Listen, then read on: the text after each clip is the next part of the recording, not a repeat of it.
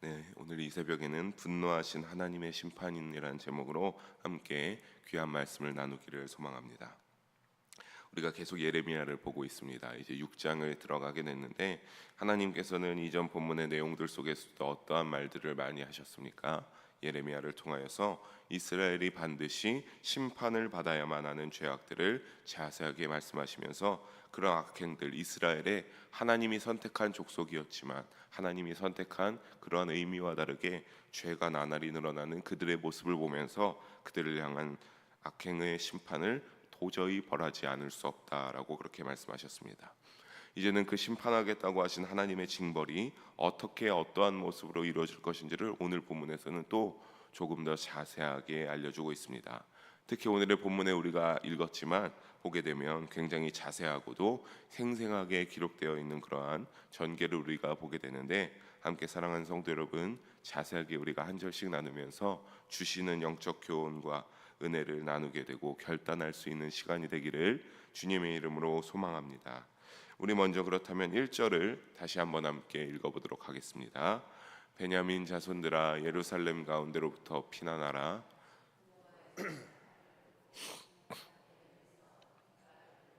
재앙과 큰 파멸이 북방에서 엿보아오미니라. 아멘.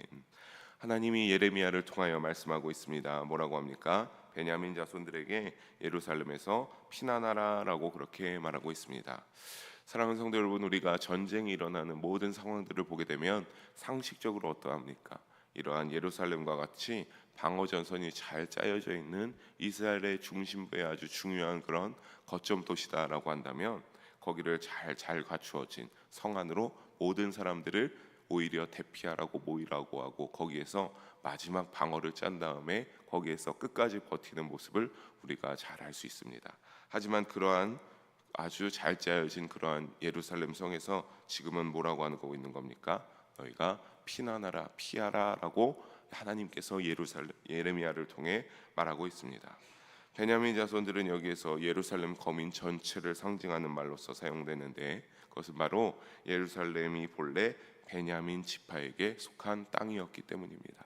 그렇기 때문에 이 예루살렘에 있는 모든 사람들을 베냐민 지파들아, 자손들아라고 그렇게 말하고 있는 겁니다.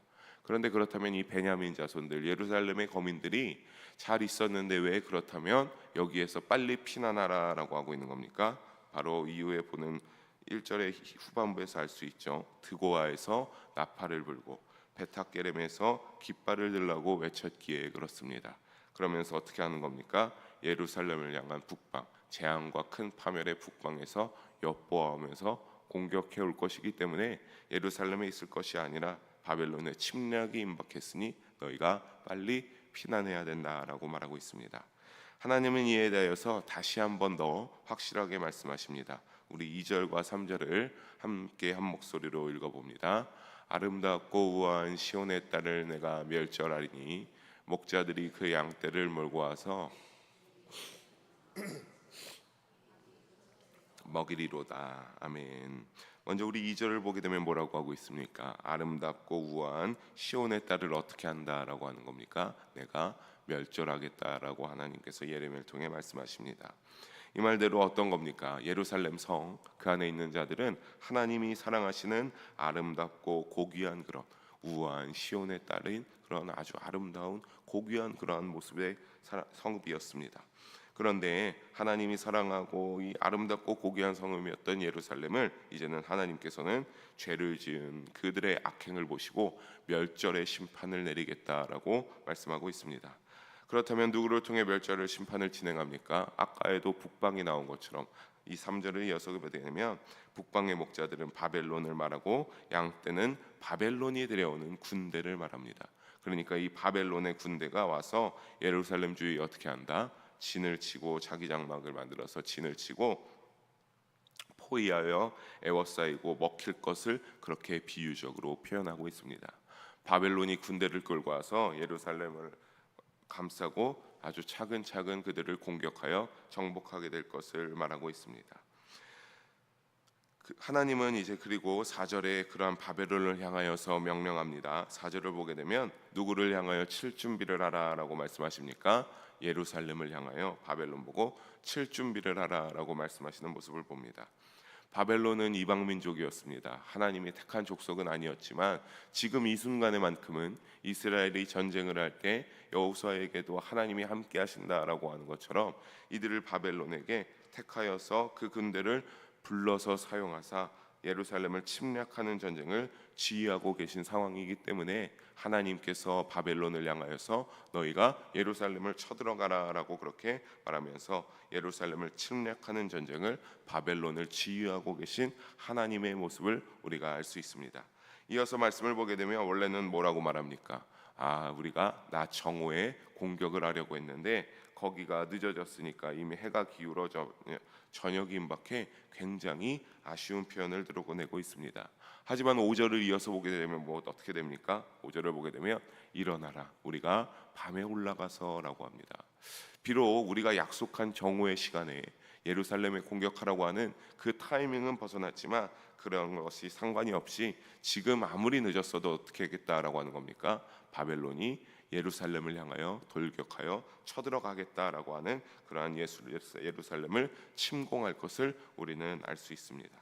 그 침공의 방법을 보게 되니까 일단은 굉장히 공격 의지가 강한 밤이 되어도 쳐들어갈 것을 하는 그 침공의 방법이 어떤 것인가 6절에 보게 되니까 하나님께서 바벨론에게 직접 명령하고 있습니다. 6절에 보게 되면 뭐라고 합니까? 나무를 베어서 목책을 만들라라고 6절에서 말하고 있습니다. 여러분 여기에서 말하는 6절의 목책은 공성퇴라고도 합니다. 이 공성퇴라고 하는 것이 어떤 무기입니까? 성 안에 단단한 걸어 잠겨 있는 그 문을 깨부수고 진입하기 위하여서 아주 나무를 몇 개 덧대어서 앞에 단단한 쇠를 붙이거나 뾰족하게 해서 하는 그 갖다가 이제 문을 부수는 그러한 공격용, 성문을 무너뜨릴 때 사용되는 공격용 무기입니다. 이런 것을 통하여서 만들어서 그 예루살렘 성문을 부숴버려라라고 하나님께서 바벨론을 통하여 말씀하고 있습니다. 그렇다면 왜 이렇게까지 하신다고 합니까? 하나님께서 바벨론을 통해 왜 이렇게까지 하십니까? 우리 6절 후반과 7절을 함께 한 목소리로 읽어보도록 하겠습니다. 이는 벌 받을 성이라 그 중에는 오직 포악한 것뿐이니라. 샘이 그 물을 솟구쳐냄 같이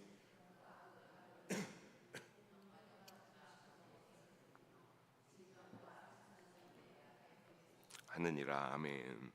우리가 읽게 보니까 그들이 이제는 어떠한 것을 알 수 있습니까? 아주 고귀하고 하나님이 보시기에 합한 성이 아니라 어떤 성이다? 벌 받을 성이다. 이제는 벌 받을 성이다라고 하나님께서 판단하기 때문에 그들은 하나님 임재의 처소의 기능을 상실했고 포악한 것뿐이 가득한 벌 받을 성이기 때문에 또 7절에 보게 되면 뭐라고 합니까? 샘물처럼 어떻게 한다? 그들의 실체가 들어갔는데 샘물이 솟아나는 것처럼 그게서 악이 아주 끊임없이 쏟아나오는데 그 모든 것들은 어떠한 것이라고 합니까? 폭력, 탈취, 질병, 살상만의 소리가 가득한 그러한 하나님이 보시기에 기쁠 것이 없는 모습들이 가득한 성읍만이 되었기 때문에 하나님은 이들을 향하여서 쳐들어가고 심판을 받아야 된다라고 7절까지 이렇게 계속 그러한 악을 행하는 자들을 향하여 하나님이 심판하실 것을 말씀하고 있습니다. 하지만 다행인 것은 무엇입니까? 우리 8절을 함께 한번 다시 읽어보겠습니다. 예루살렘아 너는 훈계를 받으라. 그리하지 아니하면 내 마음이 너를 싫어하고 너를 황폐하게 하여 주민이 없는 땅으로 만들리라. 이러한 것들이 곧 일어날 것 같았지만 아직은 일어나지 않은 하나님이 예레미야를 통하여서 예언하고 이렇게 될 것이다 라고 말씀하고 있으면서 하나님이 이들을 향하여서 뭐라고 합니까? 다시 한번 8절에 기회를 주고 있습니다. 너가 이 훈계를 받아들이면 어떻게 하겠다? 내가 조금은 용서해 줄 마음이 있다라고 하나님께서 말하고 있는 겁니다. 하나님 지금까지 말한 모든 것들을 하나님 앞에 전심으로 뉘우치고 회개하면 하나님이 조금은 다르게 그렇게 용서해 줄 것을 말하고 있다라고 하는 겁니다. 하지만 여기서 우리가 분명한 것은 무엇입니까? 7절까지 봤지만 만약에 그렇게 하지 않으면 얼마나 하나님께서 무섭게 심판하실지 확실하게 말하고 있는 이 훈계가 되는 것을 우리가 또한 잊지 말아야 됩니다. 그러니까 하나님의 마음을 끝까지 거역하게 된다면 이와 같이 무섭게 심판하시겠다라고 하는 일들이 예루살렘에 그대로 일어나게 되는 것이고, 바벨론 군대가 내려와서 이스라엘 모든 영토를 심판하게 할 것인데, 만약에 그렇게 하지 않으면 그렇게 해서 이 영토를 황폐하게 만들겠다라고 우리 본문에 이어서 보게 되면 하나님께서 확언하고 있습니다. 확실하게 말씀하시고 계시다는 소리입니다. 사랑하는 성도 여러분, 하나님이 기뻐할 믿음의 열매를 올려드려 하나님 마음에 합한 예배자의 모습으로 하나님을 향한 처소의 기능을 잃지 않고 살아가는 영일 성도님들 한 분 한 분 되시기를 주님의 이름으로 부탁드리겠습니다. 우리가 그렇게 되어야겠습니다. 그러한 믿음으로 살아가야겠습니다. 그래야지만 왜 이렇게 살아가야 되냐면, 이 지금까지 나눈 말씀이 우리에게도 그냥 과거에 있었던, 이스라엘에게 있었던 일이 아니라 우리에게도 동일하게 하나님이 적용하실 하나님 진리의 말씀이기 때문입니다. 주님과 대적이 되지 않기 위해서 온전한 하나님이 기뻐하실 믿음을 소유한 우리 성도님들 모두가 되기를 주님의 이름으로 축복합니다. 바벨론의 심판을 다시 한번 하나님께서는 예레미야를 통하여서 9절에 말씀하십니다. 9절을 보게 되면 이제 뭐라고 합니까? 9절에서는 이제 포도 따기에 비유하고 계신 하나님의 말씀을 보게 됩니다. 이스라엘의 남은 자를 어떻게 하라고 합니까? 말갛게 다 주워버리라라고 말씀하고 있습니다. 근데 그 앞에 보면 그들이 이스라엘의 남은 자를 말갛게 주우리라라고 하고 있죠. 여기에서 그들이라고 하는 것은 바벨론입니다. 바벨론이 포도를 말갛게 줍는다라고 하는 건데, 이게 무엇인가라고 하면 그냥 포도를 따는 것이 아니라 한 번 1차적으로 포도를 다 땄습니다. 근데 그러다 보니까 조금은 미처 건들지 못한 포도들이 있는데, 그것마저도 어떻게 하는 것을 말하는 것이면 아주 깨끗하게 남김없이 다 띄어버리는 것을 말하는 겁니다. 그러니까 하나님이 이렇게 하시면은 어떻게 하는 겁니까? 포도가 남김없이 다 따는 것처럼 어떻게 완벽하고 철저하게 심판하실 하나님의 계획이 있다라고 하는 것을 하나님께서 포도 따는 비유로 알려주고 있습니다. 그러니 하나님께서 이러한 것을 말하면서 후반절에 보게 되니까 예레미야에게 어떻게 하라고 합니까? 너가 그러니까 포도 따는 자처럼 내 손을 광주리에 자주자주 놀리라. 너의 광주리에 빨리 가서 포도를 더 빨리 따라라고 하는 겁니다. 이 말은 무엇입니까? 이러한 심판이 확실하게 아주 철저하게 있는 것이니까 예레미야야, 가서 포도를 따라라고 하는 것은 빨리 얼른 가서, 그러니까 네가 이러한 심판이 있을 것이니까 빨리 하나님의 훈계를 받아들이고 정신 차리고 하나님께로 돌아와야 된다라고 예레미야에게 가서 전달하라, 경고하라라고 하는 그 경고의 메시지를 전달하라고 하는 의미입니다. 그런데 이 명령에 예레미야가 뭐라고 대답합니까? 우리 10절과 12절 세 절의 말씀을 한번 함께 읽어보도록 하겠습니다. 내가 누구에게 말하며 누구에게 경책하여 듣게 할꼬? 보라,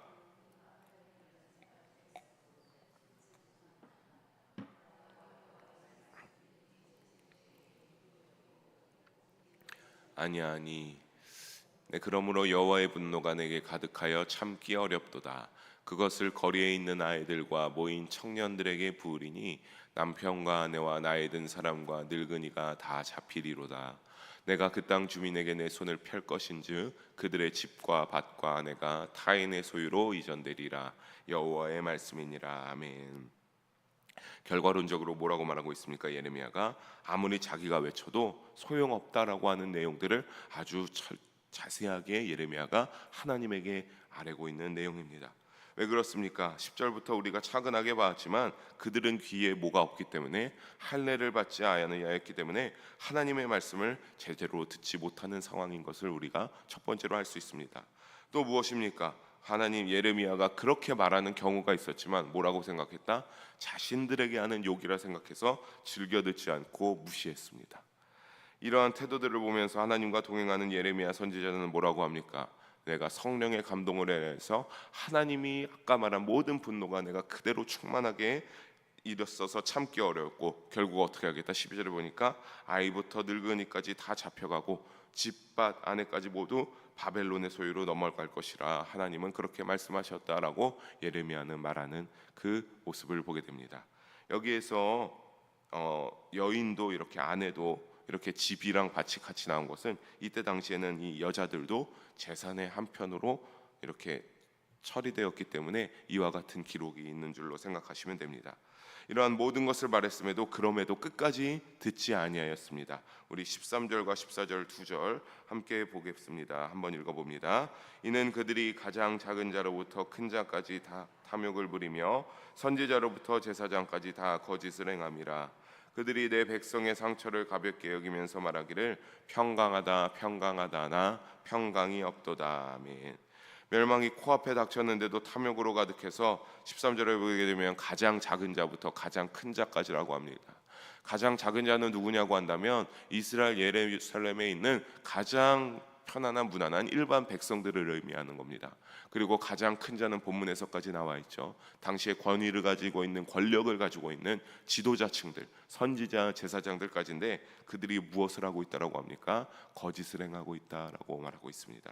그렇기 때문에 그들은 거짓을 행하면서 말하기를 백성의 상처를 사실 어루만져서 그들이 하나님께로 나오고 하나님과 함께하는 이스라엘 백성들이 되도록 치리해야 됐지만 그들은 백성의 상처를 어루만질 생각은 1도 없었습니다.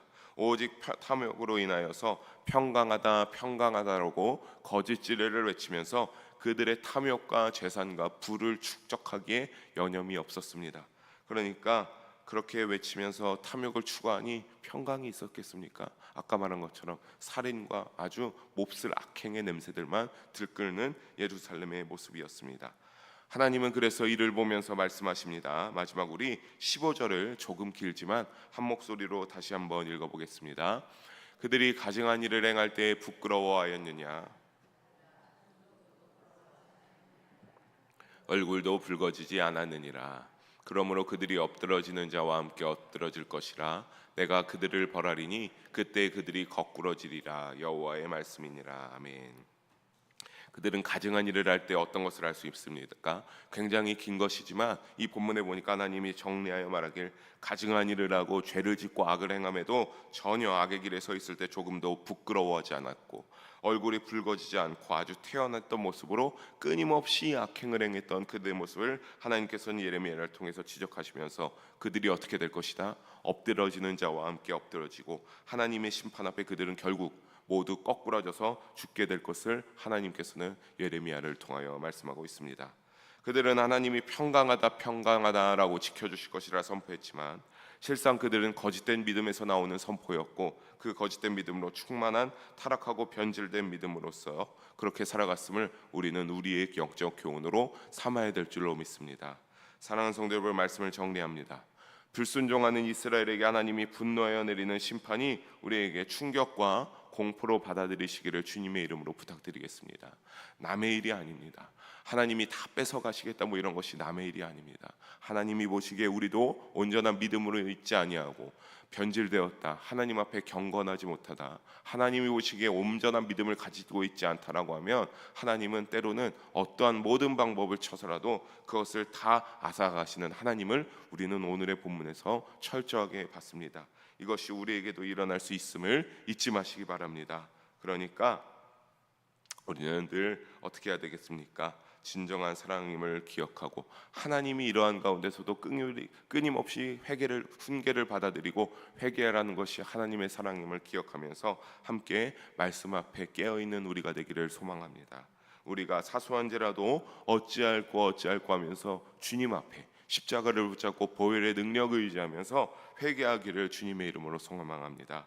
그래서 때로는 매료들면서 믿음의 길로 인도하는 그 하나님의 돌보심에 올바르게 반응하는 우리 모든 영의 성도님들 한 분도 빠짐없이 되시기를 주님의 이름으로 간절히 부탁드리며 간절히 소망하며 축원합니다.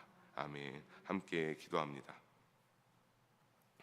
사랑의 하나님 아버지, 오늘도 귀한 말씀을 나누게 하심을 감사합니다. 하나님, 우리가 귀한 말씀에 따라 분노하신 하나님의 심판을 살펴봤습니다. 주여, 우리가 죄악 가운데서 멀어지게 하여 주시고 오직 주님만 의지하고 예수님만 붙잡고 살아가는 우리의 믿음의 인생이 되어서 아버지, 우리가 그 믿음으로 끝까지 하나님 부르시는 그날까지, 예수님 다시 오시는 그날까지 살아가는 우리 모든 영의 성도님을 되어서 하나님 앞에 온전히 나아갈 수 있도록 주여 믿음으로 깨어있게 하시고 하나님의 치리에 따라 순종하며 나아가는 우리 모두가 될 수 있도록 주님 함께 하시고 인도 역사하여 주시옵소서.